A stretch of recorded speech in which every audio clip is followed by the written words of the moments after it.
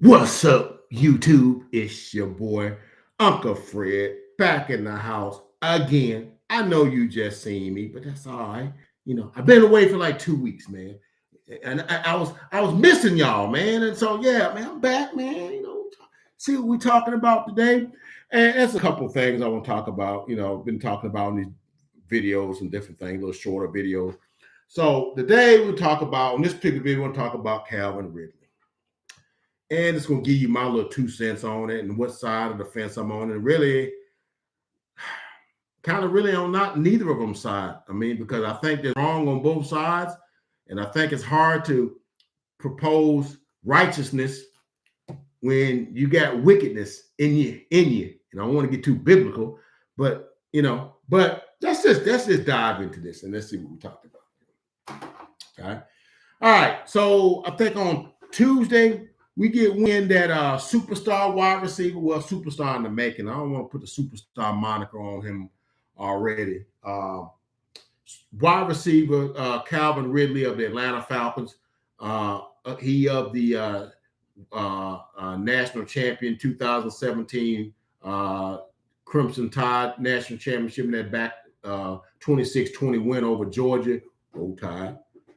In the past that Tua hit Devontae Smith in the end zone on second down and 26. Yeah, Calvin Ridley caught a touchdown in that championship game. That was his last game in Alabama. But anyway, I'm digressing. So we get wind this week that Calvin Ridley, who was on a lot of people's boards, it's like, hey, we might want to look at getting Calvin Ridley, because was not known whether the Falcons was going to retain him or not. But then we come to find out that he's got arrested or got popped, if you will. Don't say arrested. He got popped for gambling. Okay, and so the league, stepped in right quick and issued a statement. See what the statement will. I'll tell you exactly what the statement says here. Says here, for decades, gambling in NFL games has been considered among the most significant violation of league policy. Okay, warranting the most substantial sanctions. In your case, I acknowledge and commend you for your promptly reporting and for reporting. This is what he told Adam Schefter.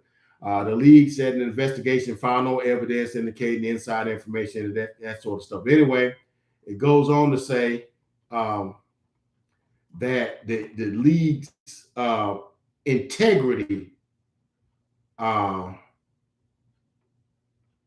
was at stake, and they want to go ahead and jump on that right away. So promptly, they suspended him for an entire season.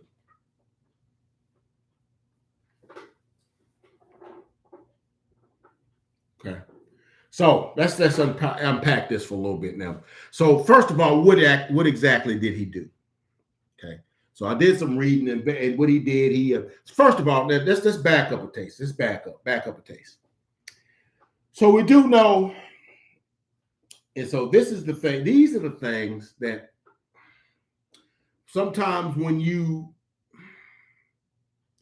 try to help yourself, you try to do, and then you take a step forward and you take 3 steps back, or maybe the metaphor is you cry fire in a crowded theater and it ain't one, and then you kind of hurt your credibility. Now you're going to, okay, let me tell you what I mean by that. So Calvin Ridley on Halloween, October 31st, through a sent a fax in and whatnot, saying and it was a statement from the Falcons saying that he was going to be suspending his season of last year. Halloween, I guess you figure like 6 games left. What is that, 10 games in, I guess? By the time Halloween, maybe 7, 8, maybe. And he says, he's having some mental, stress related sort of issues. And he needs to deal with those. And he's, retiring for the season to deal with those things. Okay. Now, to me, that's a worthwhile endeavor or cause for him, because let me tell you something. Calvin Ridley came out of University of Alabama. He was a good wide receiver for University of Alabama. He wasn't a great wide receiver for the University of Alabama. He's just one of the guys that came. He did okay. He wasn't as good as Amari Cooper. Wasn't as good as Julio Jones, obviously. Wasn't as good as Devontae Smith or Jerry Jeudy, any of them guys. He wasn't good. He was just a guy. He's a pretty good guy. He's okay. He wasn't great. I wish I'd have got his numbers from Alabama. I digressed on. But anyway, he went to university. He went to Atlanta Falcons, pairing up on the other side with Julio Jones. Now, last year, Calvin Ridley caught 90 passes. When I say last year, I'm talking about 2020, his last full season. He caught 90 passes for 1,374 yards and 9 touchdowns. And he was so good. I think he caught 63 passes in his rookie year, 64 passes in his sophomore season. 2018 was his first year. He caught 63. And 2019, he caught 64. And then in 2020, he caught 90 for 1,374 and 9 touchdowns. Okay, which prompted that steady ascension, if you will, led the Falcons to think, like, you know what, man, we got this dude on a rookie deal. Julio gonna cost us about 17, 18, 19, $20 million.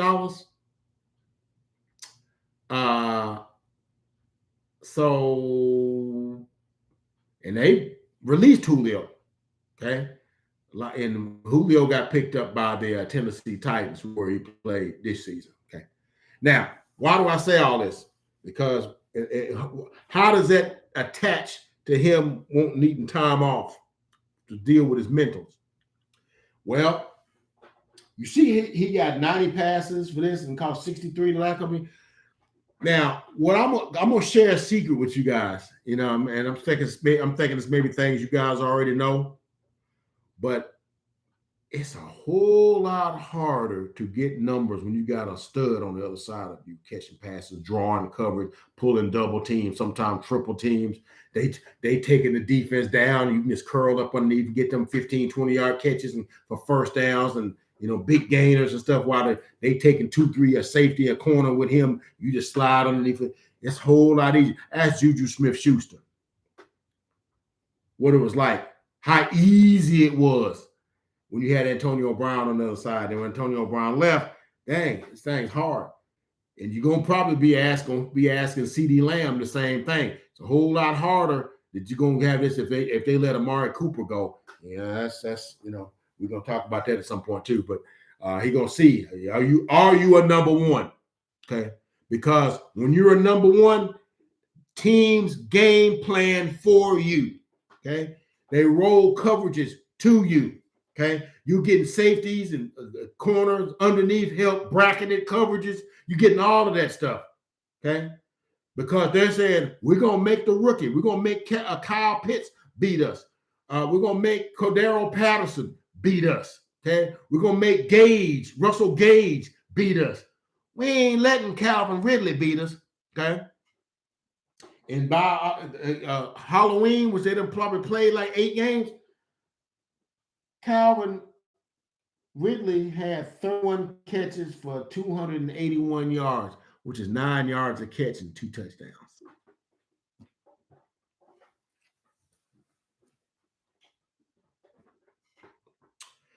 So I kind of can see, like, dude, this thing harder, and it's harder, and they expecting this from me. And it's a tough thing when you got expectations on you, and it's hard for you to meet those expectations. And I could see how that would make your life a little stressful. I could see he like, and people talking, you getting people on Twitter saying, "Oh man, Calvin, you ain't about that life like you thought you was." I could understand that could get to you. So I see that. I'm with him. Yeah. He might need to check and kind of like refresh himself, recharge his batteries, come back, and let's see what you're talking about. Well, come to find out, 4 or 5 days later, he had set up some sort of betting thing through. I want to say it's what is it called? I want to say I think it's one that was called Genius Sports, Hard Rock and Genius Sports, and he had put some bets out. And so let me preface you by saying this. Now, in any sport, now I've not played any professional sports in my day. I wasn't never good enough to play it if I played at my level and whatnot. But in professional sports, they tell me that there's memos, there's group settings. They have people come and speak to you. It's on all of the little things in the locker room. They send out memos. It's all kind of things. There's no way you could miss the mark. Okay, no way you could miss whatever. Do not gamble. They have seminars for people coming and talking about the ills of gambling. Do not gamble. Okay, because it's the integrity of the sport, or so they tell you. Okay. So that's on everything you see. All right. So now, what compromises that whole stance, especially in NFL, they have made a concerted effort to get in the bed with gambling, to make gambling. As a matter of fact, do some research that I did. Yeah, your boy do some research. He do some stuff. I try to do a thing or two. This past year, with partnerships with sports gambling companies and casinos, represent a significant chunk of the NFL's record $1.8 billion in sponsorship revenue. Virtually every big name, including DraftKings, FanDuel, Caesars, BetMGM, PointsBet, as among others. And and for just straight betting, it says it could be like 270 million to 1.8 billion, and that whole thing for sponsorships and stuff as it relates to it. So what I'm saying is, there's a lot of money involved in this betting game, and they're encouraging everybody and making it so convenient. You just download this app, put all your stuff in there. I want to put this kind of parlay on this. I want to put so much on that. Put it, point spreads, prop bets, how many yards, how many average, how many touchdowns, how many catches we have for halftime, all these different prop bets. How many first downs does he have? These kind of things. There's all kind of things you can play. And at this stage, it's generating billions of dollars for the NFL. Okay. So what I'm presenting is, I'm presenting what one guy did, okay, against the backdrop of what the landscape is in the area in which he operates. Now, I'm not letting Calvin Ridley off the hook, because it's plainly tells you can't do this, you can't do it, can't do it, can't do it, can't do it. And I guess I'm one of these people, because I grew up in the generation, where your parents, you didn't ask your parents why anything. I know they do now, because mine asked me everything. Why did I do that? How come I got? And I never did that. I knew better. It was a different generation. Okay, they told you what to do, and you just did it. And if you gave them any kind of lip, you was getting up off the floor. Okay, and it's fine. And you love that, because it taught you discipline, it taught you respect, and all that sort of stuff. So basically, it was a situation where do as I say, not as I do. What do I mean by that? Well, my parents, they didn't do it on many occasions, but when they got upset, they might curse, but I couldn't. And I knew you couldn't. You'll be getting up off the ground, glasses sideways. You couldn't do it. Huh? I don't care what they do. If they drank, my mom didn't drink, but I knew I couldn't. You know, even if they did, what you doing? Even when they talked about adult stuff, you had to leave the room. It ain't for you. It ain't for your consumption. All right. Different times. Today, kids are all in everything. They talking about stuff. They know who's messing around with who's pregnant by who. They know all that stuff. 9, 10 years old, they know all that stuff. My day, kids didn't know all that stuff. When the parents told you get on up out there, you didn't. You went on and did your thing somewhere else. You didn't. So I grew up in an era when I respect that. You do as I say, not as I do. Okay, what you want me to do? Okay, I'm gonna do that. And I'm not caring about what you doing. Okay. If I go to work, they say you need to be at work on time, I'm gonna be on time. I'm not caring if the boss come late. That's on him. He make the rules, I follow. All right. So, so anyway, how this looks bad for Calvin is that on one hand, you got this platform, which it's a big platform, and I hope that people don't mess it up for folks that really need the help. Because I do believe there's a need out there for people to get mental help. But I do believe that we in our society, we neglect our mental wellness as in our rat race and all the things we do, all the things we're hustling to do, the deadlines we have to make, and all these sorts of things we got to do, the tough decisions we got to make. We got to make them fast. You got 15 other things you got to do. We don't take care of our mentals as well as we should. So that is a platform, okay? But there's some people that don't take that seriously. Oh, man, they just looking for something just so he ain't got to play, man. But he's still going to get his money. There's people that say that. So when you come with this and say, hey, man, I need to take care of my this, and then a week later you doing a parlay bet, it don't look good, fam. I'm sorry. It don't look good. And it's making it tough for the folks that really has, and he may have them, but that's not a good look. Okay? I'm sorry. It's not a good look. You're doing this. And I'm going to tell you how silly he was. Now, you know that this is wrong. You know this is wrong on everything, all the billboards, all of the, the monikers, emails, seminars, memos that you get.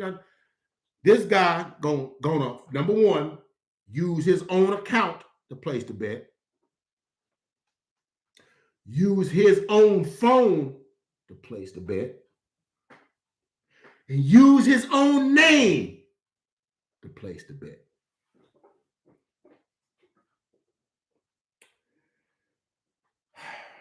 Now, Calvin, I'm gonna tell you like this here. Never met the man. I know he went to Alabama. I give you much props because I roll with the tide, everything.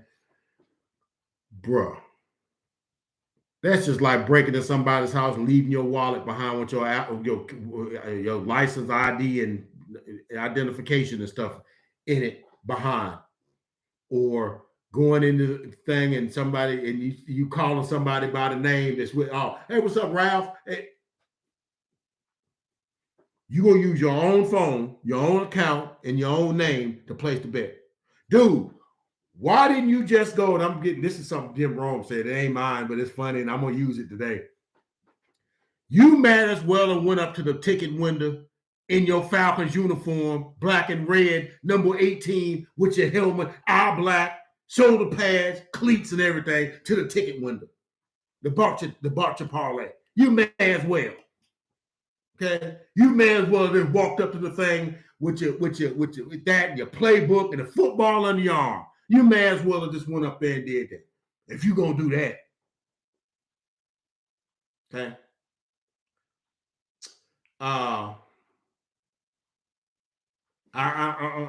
You gotta be smarter than that, man. I'm sorry, man. That, and I know he thought maybe. A little $1,500 bet, and nobody watching this, nobody cares. It's insignificant. It's a small amount of money. I get all that. But also, when you done, I'm getting time off, I'm doing this, that's not a good look, man. And there's going to be people, the cynics will be out like, yeah, see, that's what I'm saying. All that's a ruse.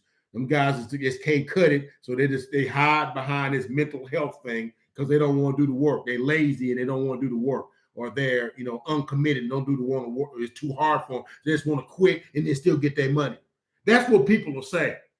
And see, I just hate it when people make it tough for the people that really need the help.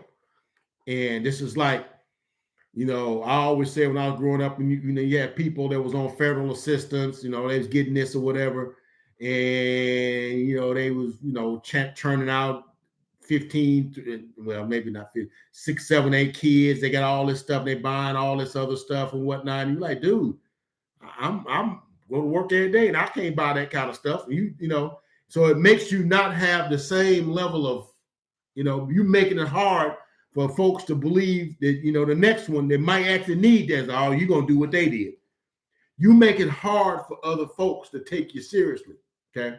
So I'm saying that like that. Now, let me back this thing up a little bit, because the NFL is not totally not at fault here. Okay. Because I believe that there's a certain thing is greed. Okay. Now I know NFL lost about $30-40 million last year. Lost about the equivalent of about $6 billion. I'm sorry, $4 billion. I'm sorry. I talked about $4 billion through the pandemic and the C-19. I know all that. Okay, so I know there was an opportunity. That's across all sports. They lost money. Okay, ticket revenue, parking, and all that sort of stuff. Now they still got their TV money because folks still watch some TV, all right? But some of that money, they didn't get the memorabilia. Folks didn't go to the games and not buying memorabilia, they're not buying snacks, not buying parking. They're not, not going to the games. There's a money loss there. I get all that. Okay? So they had the good idea, or they thought it was a good idea to, hey, let's just get folks in betting and let folks bet the different things. My only problem with that is, because see, here's my thing and maybe I'm just old school. Like I said, I hate to keep putting, where I'm my age and stuff on there. But the reason why I like sports, because it's the thing I watch the most on TV. I'll watch a movie here and there. I'll watch some crime drama. I'll watch a little ID TV or something like that. Because, in the industry that I work for is actually in sort of like crime prevention. It's sort of like into that industry. So that sort of stuff kind of interests me. So, but if I'm not watching that, I'm watching sports. All right. And why is that? Because supposedly in sports, what you watching is supposed to be what you watching. Okay. Because I know when I'm watching the have and have nots, I used to watch that on Tyler Perry. I watched some of that, whatever. I know that, the Harringtons and whatever. I know that they really aren't whatever. And I can't think what the family's name was. Its name escapes me right now. But I know that they're play acting. These are scenarios that they're creating by some writer. Wrote it. Tyler Perry supposedly wrote it out, and it's acted out. So everything you watch on TV, the movies, even the reality shows, dude, that stuff's scripted. Okay, it's scripted.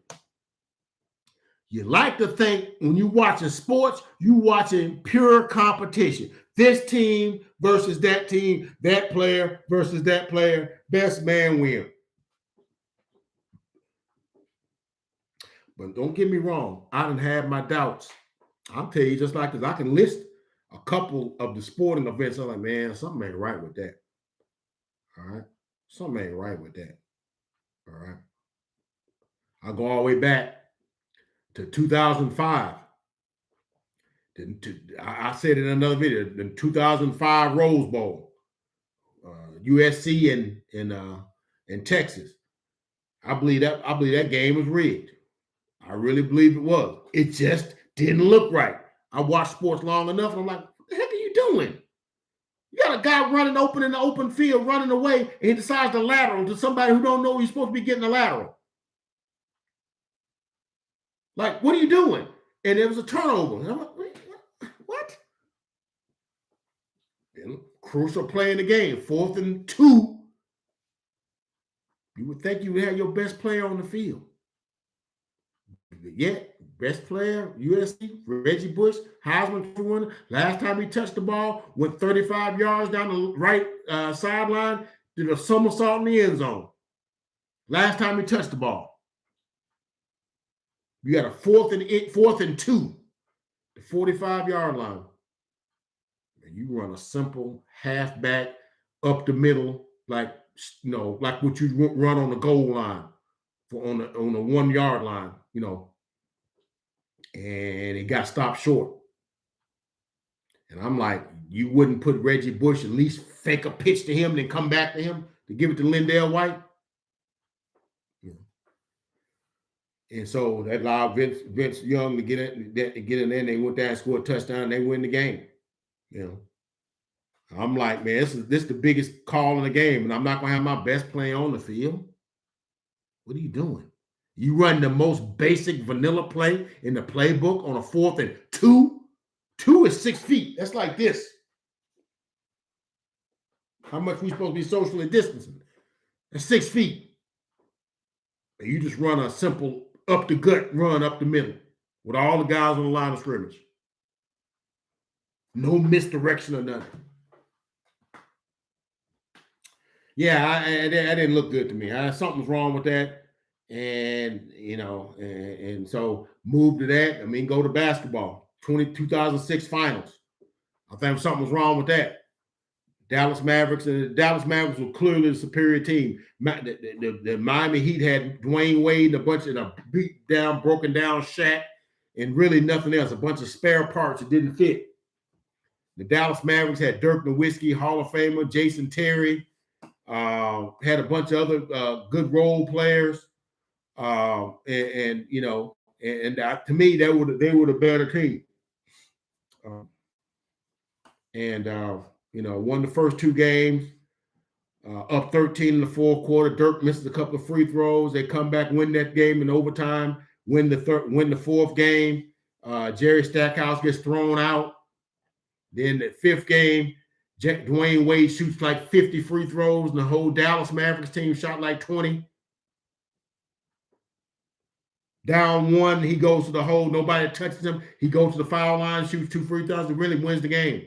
And it puts him up 3-2 going back to their building. I believe that was a rigged job. I believe they wanted Miami to win that because they had to, trying to sell that market. I believe they, it's just something didn't look right about that. And I think in 2011, I think they repaid the deal because I think Miami shouldn't have lost that one to Dallas. They were clearly the better team. LeBron acts like he don't know what he's doing. We got LeBron, Bosh, and D Wade on the team. What? You losing to an older Dirk Nowitzki and Jason Terry, and Jason Kidd, and some other guys, on that team, and Sean Marion and some others. So, but don't get me wrong, Miami is a much better team. So I thought the deal was paid. 2013 finals, dude. You can't tell me that Greg Popovich takes out Tim Duncan in the last possession of the game, which allowed Miami to get the offensive rebound and kick the shot out for Ray Allen's 3, because that actually the series is over if they don't get that rebound. The game is over and the series is over. Okay. And of course they come back the next year and they win it. So it's like, you wash my hand, I wash your back, or whatever. But I think there was something wrong with that, with those. 2016 finals, there was something wrong with it. You can't tell me a team is explosive and high flying as the Warriors are, that all 5, 6 of their players play 4 or 5 levels below their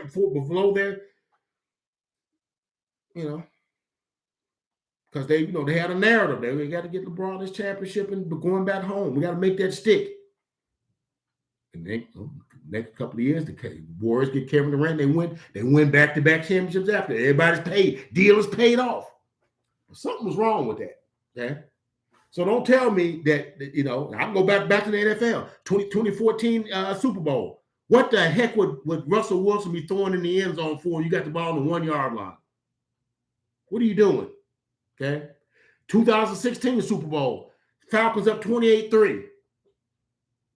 You trying to tell me that you got a 25-point lead. It really got 17, 18 minutes to play because 15-minute quarter. And I think it was like 6 minutes to go in the third. You got a 28-3 lead. It's a 20 minutes left. You trying to tell me you can't hold on to that lead? I went back and watched that Super Bowl, and I was like, man, why are the Falcons snapping the ball on them plays with 15, 16, and 17 seconds left on the play clock? You got the lead. Milk the clock. Run the ball. Quit throwing incomplete passes. What are you doing? I'm just saying. So what I'm saying is that, there's just a few isolated events, but for the most part, what you think you're seeing on the screen in the NFL is what you're seeing. Okay? So when you start bringing this element into it, you going to bed with these betting sites, you raking in all this money. How long would it be before the wrong person, say a Jeff Bezos or an Elon Musk or a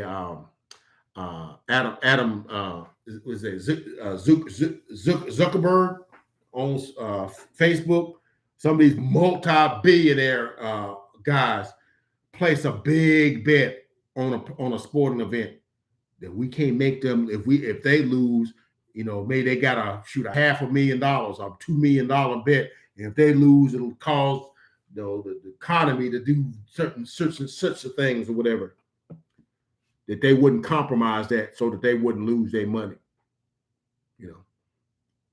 I just think it's a slippery slope, man, when we start bringing betting into the thing. Okay. Now, so that's why I said I don't know where I sit on this. I think what Calvin Ridley did was kind of silly. It's about as silly as Michael Vick actually drowning dogs, and I'm not even beating him up. I mean, in those cultures, dogfighting is what it is. I mean, whatever. I wasn't nothing I was ever interested in, but I know in some of those cultures in the South, they do that. They fight the dogs. They fight them. They get money. They fight them just like you fight they fight chickens. They race dogs. All of that stuff. They race horses. Okay, I mean, hey, that's not throw rocks and hide our hands. It's the same thing. They, what they do with them Greyhound dogs when they don't win races. When they don't win, they euthanize them and throw them in trash dumpsters. That's what they do to them. Okay, what do you think they do to those horses? They don't run well. They, unless they put them out the stud or whatever. But sometimes they make dog food out of them. Okay, so that's not giving me this thing about, well, it's not killing them. No, I'm saying it's a commodity, and I'm not really in favor of any of that. But my problem with Michael Vick was, dude, you the $100 million man in the whole thing. Why would you have your hands in any of that stuff? You would have to be smarter enough to not get your hand. They're drug dealers that got 6th grade education. They know better than not be at the thing making the drug buy. They'll let one of the flunkies do that. You ain't gonna let that. They're not gonna have themselves be seen nowhere. So that's what I'm talking about with Michael Vick. Why would you be getting seen drowning the dogs or killing the dogs or beating, whatever he was doing or whatever? I can't remember all the stuff. So what I'm saying, Calvin, you gonna use your phone, your account, your name? Really? Gotta be more smart. Gotta be smarter than that, man. Gotta be smarter than that. Okay. But the NFL, look, man, I'm gonna say it like this, and I'm gonna close this video out. When you make a deal with the devil, at some point the bill comes due. That's all I'm gonna say on that. When you make a deal with the devil, because you had money, you had it all, you had money, but you got greedy. I want more money, want more money, want more money. Okay, so you decided to make a deal with the devil. Then you're gonna try to cry integrity. I'm just saying, when you make a deal with the devil, at some point the bill comes due, and he's gonna expect payment. So Calvin, I can't give you no. I can't give you no either. I can't give you. You're both at fault because you can't get mad at the system when you're breaking the law. Now you got a problem with the law, then it's the time to address it when you're not breaking it. It's just like me jumping out of a 15-story window and telling God I hate this gravity, law of gravity. A little late now. I'm already falling. Can't stop this now. The time to, or you're on a road and it's the 40-mile-an-hour speed limit. That's a wide open street with 4-lane line, and you get stopped. And like, dude, why is it 40 miles an hour here? This is basically a highway. Dude, wrong time to be trying to complain. If you thought it was a problem, you should have went to the city councilman or whatever administrators before then and say, hey, file a protest or whatever and get, go to city hall and get that changed. Can't do that when you done got caught and made some stupid rule. Same thing with weed. Can't say it's a stupid rule when you got caught. Man, it's a stupid rule anyway. No, it was a stupid rule when you knew you was doing it. Okay? But you done got caught. It's not the time to be saying it's a stupid rule. You can't change the thing midstream, So anyhow, he's not without fault. The NFL is not without fault. I just think this is a collision course. Waiting, there's 2 trains coming in the tunnel at some point there. So, the NFL, you can say what you want, but you knew when you made a deal with the devil, then at some point the devil gonna want his pay. Well, I don't deal with it. But that's all I got from Desk of Uncle Fred on this Calvin Ridley thing. Please like, comment, and subscribe. Become a part of the Uncle Fred Sports Experience. Promise you won't be disappointed. And I'll catch you guys on the next video.